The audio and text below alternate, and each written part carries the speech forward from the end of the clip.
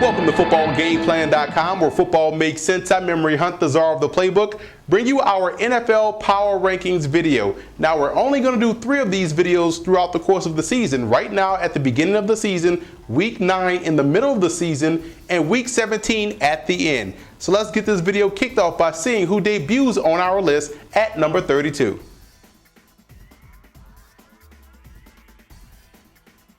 At number 32, I have the Oakland Raiders. Now, depth is a major concern with the Raiders, and Terrell Pryor starting at quarterback, along with some offensive weapons that are already in place, does give them a chance to be competitive, and they do have some solid pieces on defense. But like I said before, depth is a major concern with the Oakland Raiders.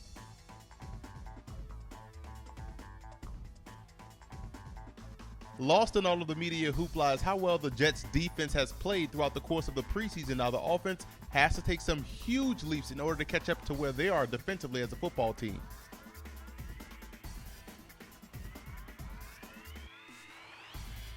Obviously, the biggest question mark for the Jaguars coming into the season lies at the quarterback position with Blaine Gabbert and Chad Henne. Now, they'll struggle to find that continuity in the passing game in the first quarter of the season without Justin Blackmon, who's suspended for the first 4 games. But when he starts to come back, this is a team that could get better late and could be better than a lot of people expect them to be this season.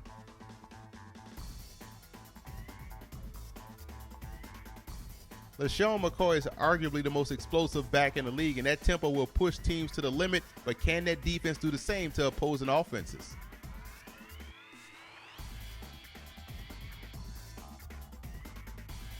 At number 28, I have the Tennessee Titans, and can Jake Locker hold up his end of the bargain in the passing game from week to week, and can that defense do the same? There's too much talent on this Titans roster in order for these guys to be so inconsistent.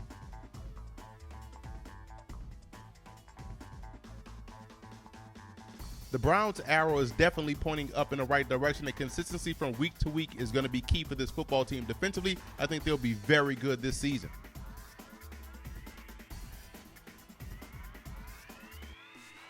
The Detroit Lions, in my opinion, can compete with anyone in the National Football League, and a balanced offense and better mental play on defense could get them where they want to be at the end of the season.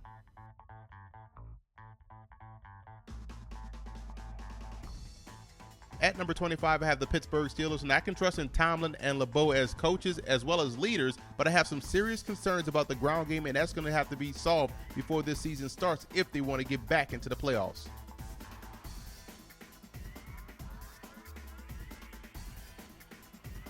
The Cardinals, in my opinion, are similar to the Browns. Their arrow is definitely pointing up, and if Carson Palmer can be consistent from game to game, they'll be fine offensively as they have some nice pieces in place on that side of the ball. And the secondary, in my opinion, has the potential to be one of the better ones in the league.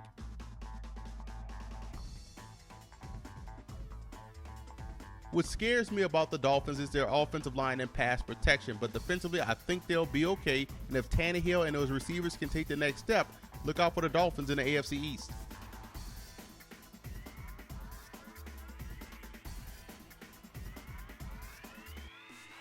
Judging by the preseason, the front 7 on defense for the Carolina Panthers looks very stout, in particular the linebacking core as well as the 2 rookies up front at defensive tackle. Now on offense, we know they can run the heck out of the football with Jonathan Stewart as well as D'Angelo Williams. The biggest concerns, in my opinion, lie with the receiving core as well as the secondary.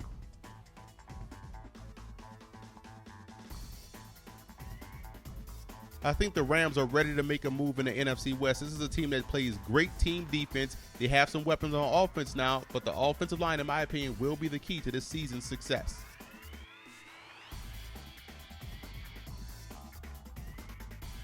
Consistency is the overall key for the San Diego Chargers. They suffered some tough injuries in the preseason, but they've had that before and they fought through it. Now it's time for this team to tie up their loose ends and get back into the playoffs.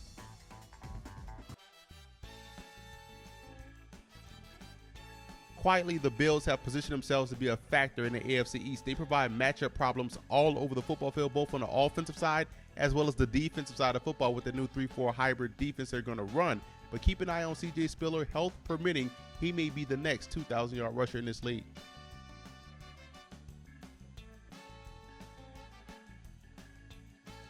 At number 18, I have the Kansas City Chiefs. The defense is already there, in my opinion. The linebacking core is one of the best in the league, and Andy Reid was brought in to get that offense up to speed. If he can do that, this could be a dangerous football team in the AFC West.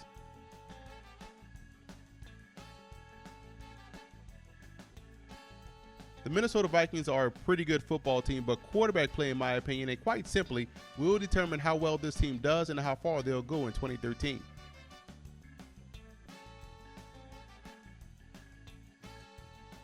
The Tampa Bay Buccaneers are talented enough to compete in the NFC South, but the questions lie at the tight end position. Can they find a third wide receiver? And can Josh Freeman play with some consistency from week to week in order to take this offense from decent to very good and from very good to great?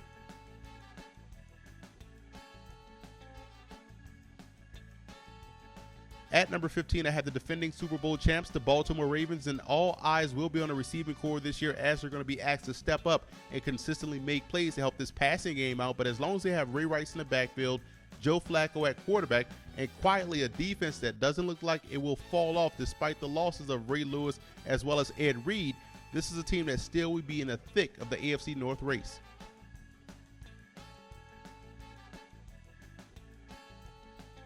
The two things you ask yourself about the New York Giants is, one, can they stay healthy? And two, can they stay consistent? If they can stay healthy, they have enough talent on both sides of the ball to win the division. And as far as consistency is concerned, can they consistently run the football? Can they consistently protect Eli Manning? And can they consistently get pressure on the quarterback?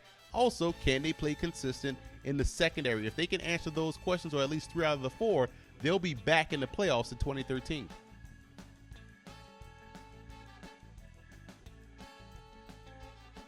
At number 13, I have the Indianapolis Colts, and this is still a very young football team, and they've improved on the defense side of football like what I saw in the preseason. If they can find a running game, this is a team that could be a factor to the Houston Texans in the AFC South.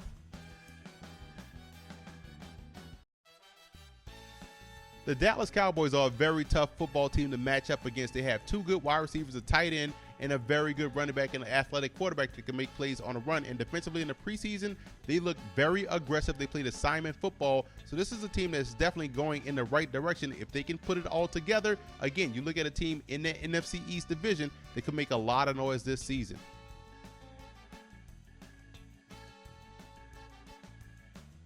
At number 11, I have the New Orleans Saints, and yes, some continuity comes back to this football team with Sean Payton returning from suspension, and with the worst defense statistically known to man in NFL and life history, they still were able to finish 7-9. So they don't have to be the best defense, they just don't have to be the worst defense. So I see the Saints getting back into the playoffs because they're able to put up points seemingly at will each and every game.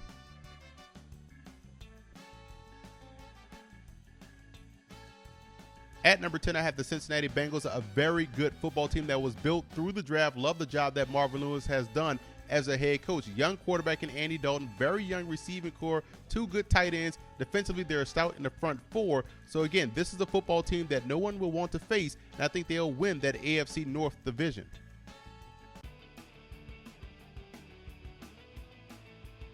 The Green Bay Packers are a very tough football team to match up against on defense. Why? Because of their ability to go 3, 4, and sometimes 5 wide receiver sets, and you still have to account for the mobile quarterback in Aaron Rodgers. And defensively, you have to account for Clay Matthews on each and every play because he has the talent to affect your play calling and affect your offensive game plan. Now, the questions still lie along that offensive line and in the running game. They got to find consistency in the backfield. If they can do that, this will be once again one of the more dangerous teams in the NFC.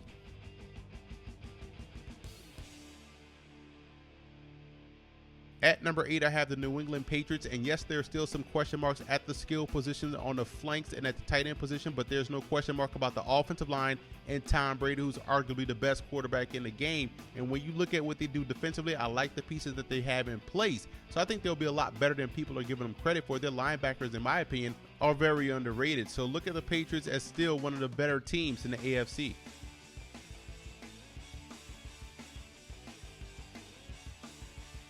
All eyes will be on RG3 and how his leg holds up throughout the course of the season, but don't discredit his arm. This is a guy that's deadly accurate with the football. He can win from the pocket, and they made the playoffs last year despite the injuries they suffered on defense and the problems that they had in the secondary. They've solved their issues in the secondary with solid draft picks in David Amerson, Bakari Rambo, and Phillip Thomas, who's out for the year, and they also get back Brian Orakpo to team him up with Brian Kerrigan. So in my opinion, the Redskins are still the class of the NFC East.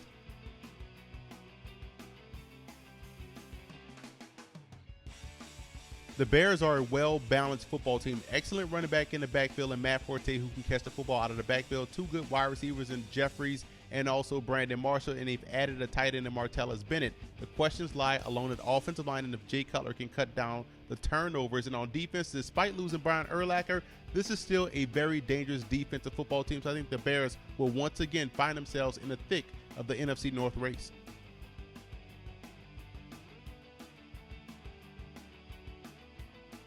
Boy, there's a lot to like about the Atlanta Falcons. You talk about a team that was a few plays away from going to the Super Bowl. Now they've added Steven Jackson in the backfield. They've talked Tony Gonzalez to come out of retirement to team him up with Julio Jones and Roddy White to form one of the more potent offensive attacks in the game with Matt Ryan at quarterback. The questions lie up front on that offensive line. Can they protect Ryan? And on defense, can they get to the quarterback? And despite the newbies in the secondary, I still think they're very talented back there with Ball Hawks and Asante Samuel, and I love their safeties. So if they can find pass rush and if they can protect up front, they will find themselves in position again to earn a trip to the Super Bowl.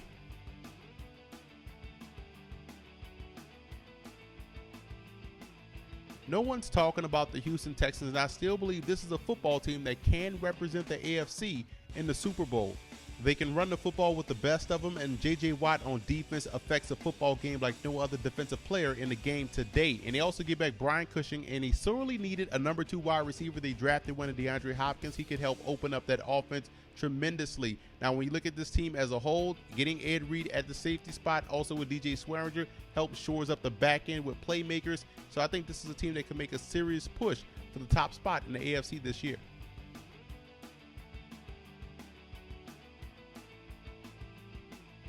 At number 3, I have the Seattle Seahawks. And when you look at the Seahawks football team, you see a great young quarterback in Russell Wilson. You see a dominating running game in the backfield with Marshawn Lynch. And on defense, they have the ability to match up with every last one of your eligible receivers, whether it be running backs, whether it be tight ends or receivers. Their secondary is the best in the league, and that's how they're able to smother you each and every game.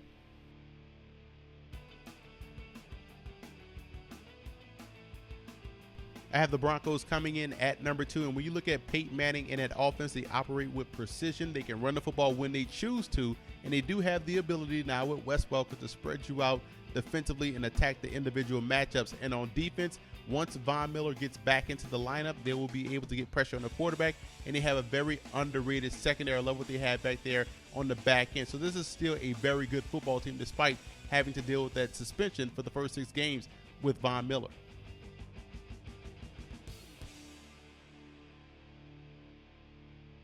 And at number 1, I have the San Francisco 49ers. Exciting young quarterback prospect in Colin Kaepernick. Their offensive line is dominating, as well as their running game with Frank Gore. And on defense, they still have the best overall defense in the game, in my opinion. Now, there is a question mark at the receiving core outside of Anquan Bolden and Vernon Davis. They really need a number 2 and number 3 wide receiver to step up. Michael Crabtree is out with injury. He's probably going to miss the season. And Mario Manningham will enter the season on the PUP list. So they're really going to need someone else to step up and alleviate some of that pressure off of Vernon Davis and Anquan Bolden in the passing game. But we know head coach Jim Harbaugh will do a great job of moving pieces around and finding favorable matchups to keep the 49ers competitive on offense while their defense will still be dominant.